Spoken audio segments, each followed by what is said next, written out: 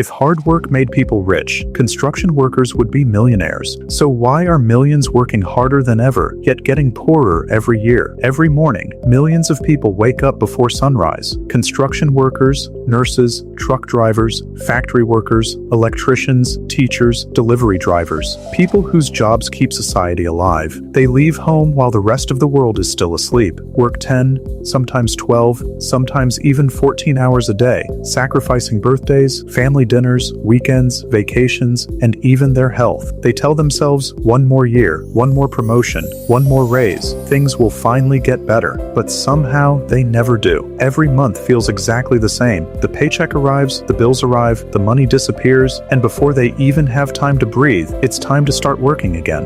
If working harder was really the answer, millions of hardworking people would already be financially free. But they aren't. That's because the biggest lie we've ever been told is that hard work alone creates wealth. It doesn't. In today's economy, hard work keeps you alive. Understanding money is what makes you rich. This isn't a story about lazy people. It's a story about hardworking people who unknowingly entered a game whose rules changed decades ago. While they kept following the old rulebook, someone else quietly rewrote the game. When we were children, almost every adult gave us the same advice. Study hard, get good grades, graduate, find a stable job, work hard, save your money, and someday you'll live a comfortable life. It sounded fair. It sounded logical. After all, effort should be rewarded, but then adulthood begins. You graduate, find a job, start working, and your first paycheck feels exciting. Then reality slowly appears. Rent, electricity, internet, insurance, transportation, groceries, healthcare, taxes. Every month brings another bill, another payment, another expense. At first you think this is just adult life. Then something strange starts happening. You receive a raise, but somehow your bank account barely changes. You earn more than last year, yet life doesn't feel easier. You work harder than ever, yet saving money feels almost impossible. Most people blame themselves. I should work harder.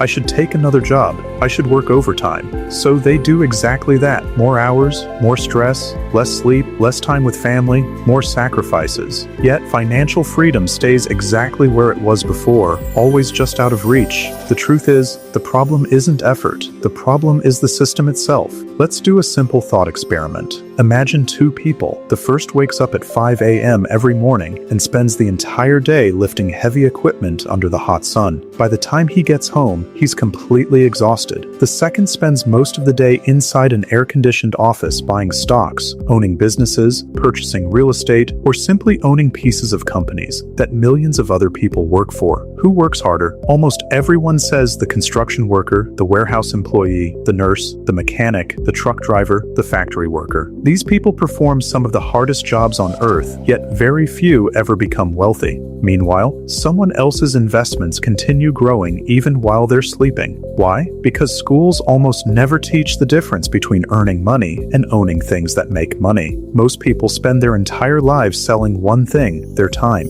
Every morning they exchange hours for dollars. The problem is that time has a limit. No matter how ambitious you are, you only have 24 hours in a day. You cannot sell a 25th hour, which means your income always has a ceiling. The biggest financial lie almost everyone believes is that a higher salary automatically means a better life. Imagine two people earning exactly $60,000 a year. One earns every dollar from a paycheck, while the other receives the same amount from rental properties, stocks, businesses, and investments that continue producing income even while sleeping. Both earn the same amount, but only one is building wealth, because income and wealth are not the same thing. Income is what you earn. Wealth is what you own. Think about the richest people in the world. They aren't rich because they work 80 hours every week. They're rich because millions of other people work inside businesses they own. Jeff Bezos doesn't personally pack Amazon boxes. Warren Buffett doesn't personally run hundreds of companies. Large real estate investors don't personally collect rent from every apartment. Their money works even when they don't.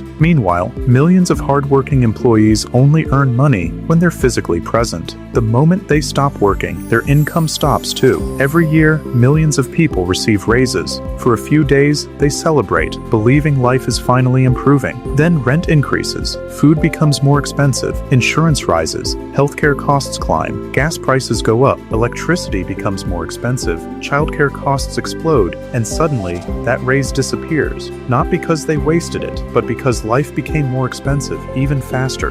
That's why so many people feel like they're running on a treadmill. Every year they earn more, yet somehow they feel poorer because what matters isn't the number on your paycheck, but how much that paycheck can actually buy. Economists call this purchasing power, and for millions of families, it has quietly been shrinking for decades. Imagine filling a bucket with water while a tiny hole in the bottom constantly leaks. No matter how much water you pour in, the bucket never becomes full. That's exactly how inflation works. It quietly steals a little every single year until one day you suddenly realize your paycheck buys far less than it used to. But inflation isn't the only trap.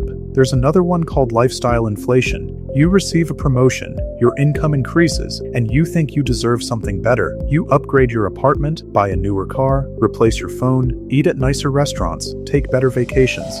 A few years later, you receive another raise, but instead of building wealth, your lifestyle grows again. Without realizing it, every raise creates new financial obligations. Now you're earning twice as much as you did years ago, yet somehow you're still waiting for payday. That's how millions become trapped, not because they're lazy, but because the system quietly encourages them to spend every extra dollar instead of owning assets that could make them richer. By now, you've probably realized something. The problem isn't that people stopped working hard. They're playing a completely different game using rules that no longer work. Imagine two neighbors who earn exactly the same salary, work the same hours, and are equally disciplined. 20 years later, one is financially free while the other still lives paycheck to paycheck. The biggest difference wasn't income, it was ownership. One spent every paycheck buying things that lost value. The other bought stocks, businesses, rental property, and index funds. Every year, those assets quietly grew while one person's paycheck disappeared every month, and the other person's wealth worked day and night. That's the hidden system. The wealthy don't simply work harder, they own more, and ownership creates freedom. Here's another question almost nobody asks. If money is one of the most important parts of adult life,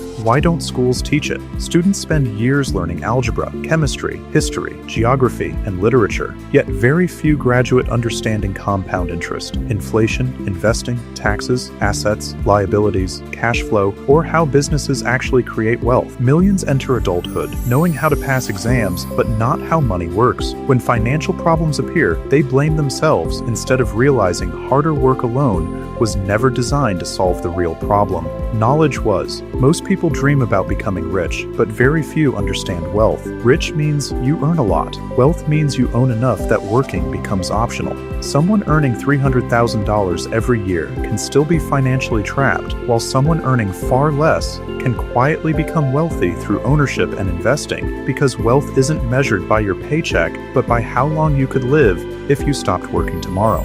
The wealthy ask different questions. Instead of asking, how can I earn more? They ask, how can I own more? That single mindset changes everything. So, is there any hope? Absolutely. But it begins with accepting one uncomfortable truth. Hard work is necessary, but hard work alone is no longer enough. The people who build wealth today understand investing, avoid unnecessary debt, build emergency savings, buy assets instead of status, think long-term instead of paycheck to paycheck, and don't chase quick riches. They build patiently because real wealth isn't built overnight. It's built one smart decision at a time. The truth is, the system was never designed to reward effort alone. It rewards ownership, knowledge, patience, and long-term thinking. That doesn't mean success is impossible. It means the rules changed. If you continue following yesterday's financial advice inside today's economy, you'll continue getting yesterday's results. But the moment you understand how money actually works, everything changes, because nobody can quietly change the rules once you know what game you're really playing. Maybe hard work was never the problem. Maybe you were simply working hard inside the wrong system. The good news is that systems can be learned, rules can be understood, and habits can be changed. The question isn't, why am I still poor? The real question is, what financial rules haven't I learned yet? Because the moment you start asking that question, you're already ahead of millions of people still believing that working harder is the only answer. If you enjoyed this documentary and want to uncover more hidden truths about money, business, investing, and the economy, subscribe now, because this conversation doesn't end here. It's only the beginning.